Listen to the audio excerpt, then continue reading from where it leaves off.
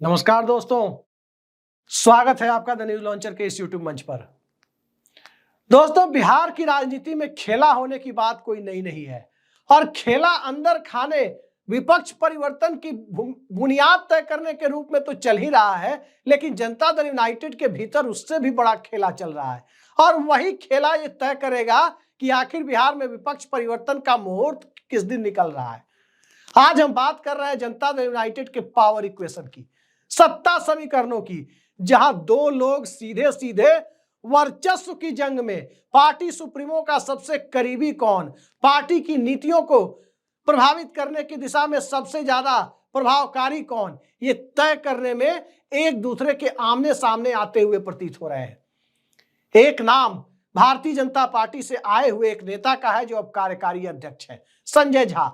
दूसरा नाम भारतीय प्रशासनिक सेवा से आए हुए एक अधिकारी का है जिनका नाम मनीष वर्मा है। नालंदा जिले से आते हैं, उड़ीसा कैडर के आईएएस थे, डिप्टेशन पर बिहार में थे, पटना और पूर्णिया जैसे जिलों के जिलाधिकारी भी रहे और नीतीश कुमार के स्वजातीय भी बताए जाते हैं।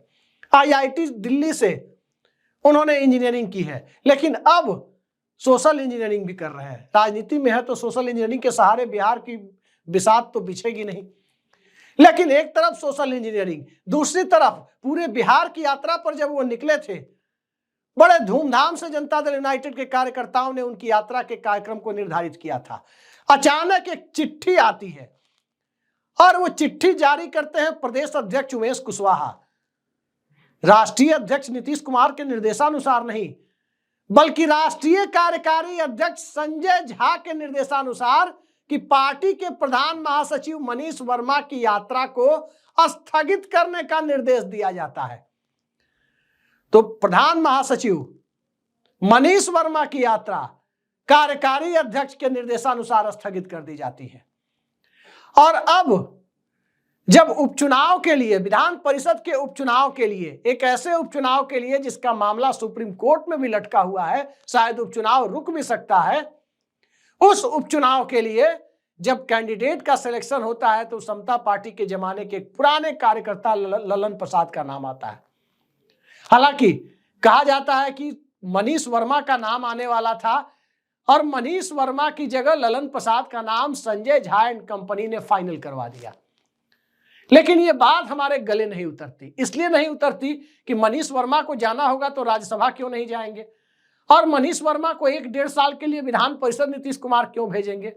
बात इतने तक नहीं है।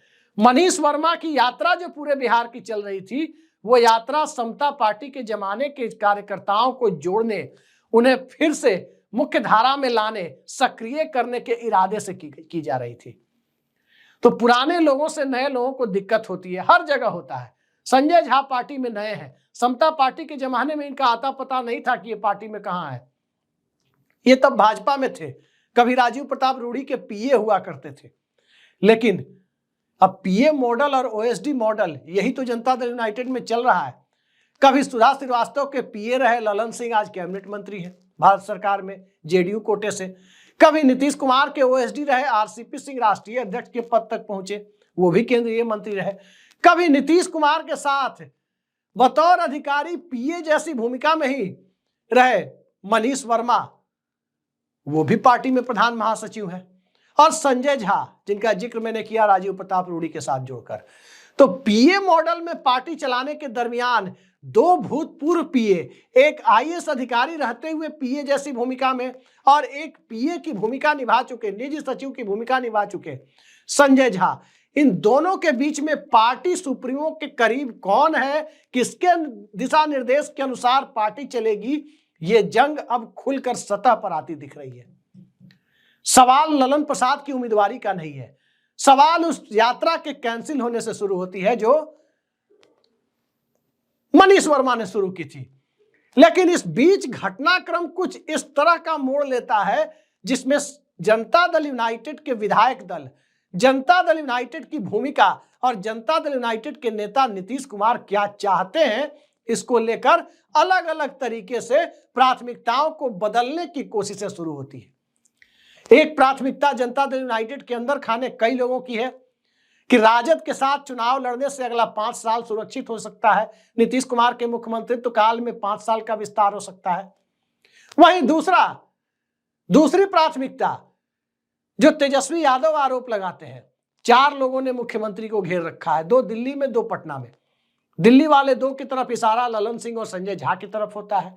पटना वाले 2 की तरफ जो इशारा लोग कहते हैं, हालांकि उसमें एक नाम से मैं खुद भी अचंभित हूं, सहमत नहीं होता हूं, अक्सर अशोक चौधरी और विजय चौधरी का नाम लिया जाता है, जिसमें विजय चौधरी को प्रो भाजपा कैंप में मैं नहीं मानता। इसलिए नहीं मानता क्योंकि विजय चौधरी भारतीय जनता पार्टी के साथ गठबंधन में बमुश्किल चुनाव जीतने की स्थिति में पहुंचे थे।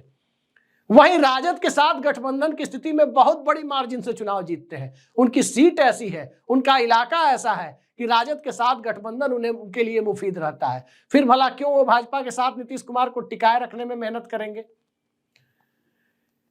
लेकिन एक पूर्व अधिकारी का नाम लिया जाता है कि जो मुख्यमंत्री के बेहद करीब है, जनता दल यूनाइटेड में नहीं है लेकिन मुख्यमंत्री के करीब है, रिटायर्ड अधिकारी है। उनका नाम पटना के 2 लोगों में लोग मानते हैं।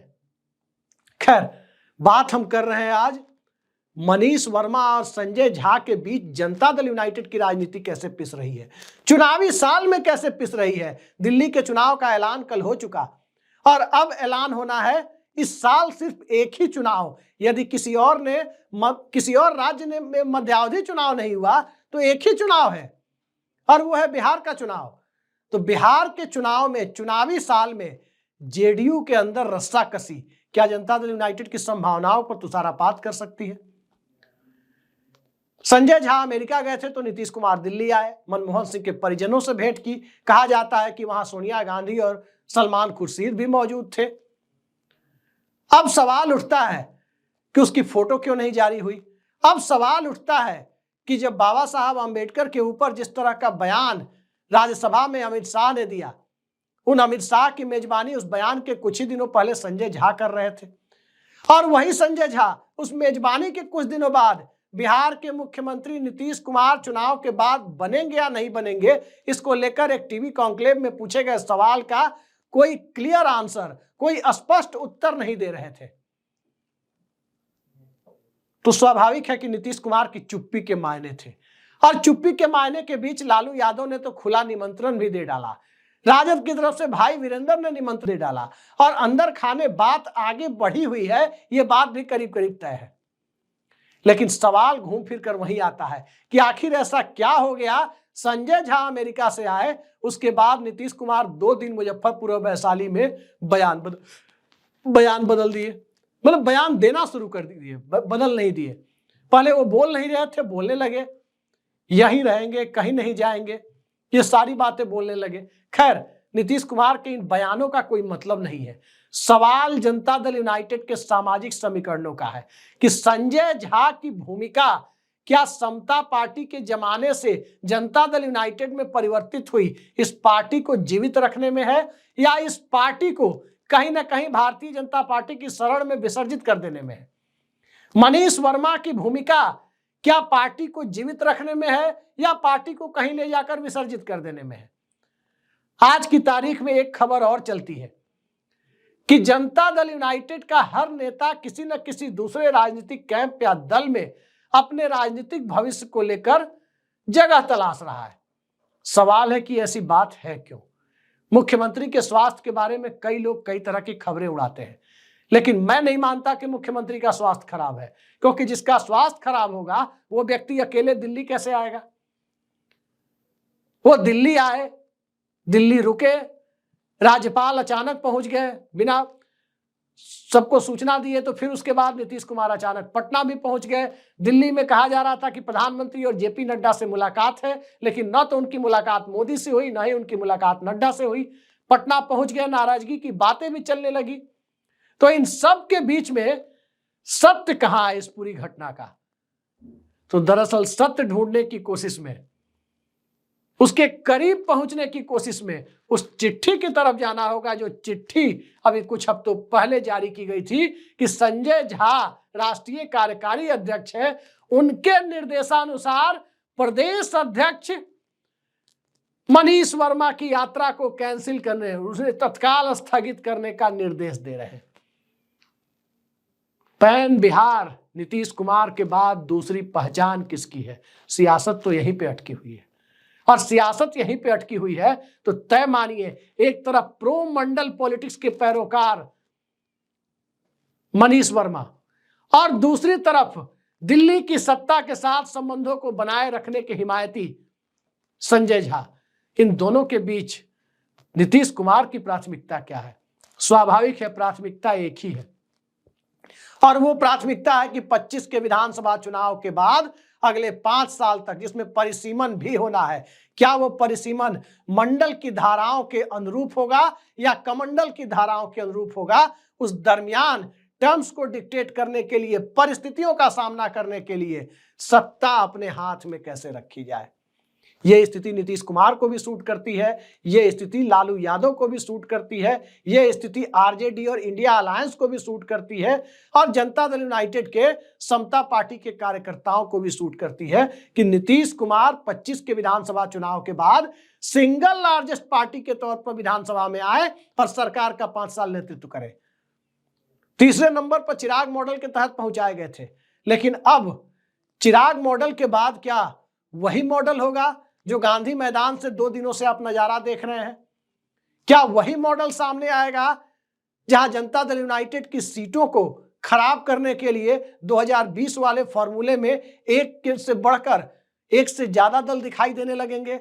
नालंदा जिले के लिए एक अलग पार्टी खड़ी करना, कोसी के लिए एक अलग चेहरा सामने करना, जनरल कैटेगरी के वोट जो भाजपा के वोट आमतौर पर दावे के तहत भाजपा अपना मानती रही है, भले ही उसका हो या ना हो, उस वोटों को लेकर एक अलग तरीके के चेहरे के साथ, और तमाम तरह के रणनीतिकार, रणनीति बनाने वाले स्वघोषित रणनीतिकार, सबको अपनी अपनी पार्टी रजिस्टर्ड करा के अलग तरीके से कूदना। यह रिश्ता क्या कहलाता है? क्या यह सियासत है या सियासत का पूर्वाभ्यास? लेकिन चुनाव के पहले चिराग मॉडल के पूर्वाभ्यास की दिशा में एक बात ध्यान रखनी जरूरी है कि खेला जो बिहार में होगा, उस खेला की भूमिका किस रूप में होगी, और उस खेला के पहले जनता दल यूनाइटेड में अंदरूनी खेला तो नहीं हो जाएगा? मनीष वर्मा और संजय झा ये दोनों खेला के किरदार बनेंगे या दोनों में से कोई एक किरदार बनेगा? यही यक्ष प्रश्न है, और इसी के सहारे बिहार की सियासत तय होनी है। आज के लिए इतना ही। नमस्कार।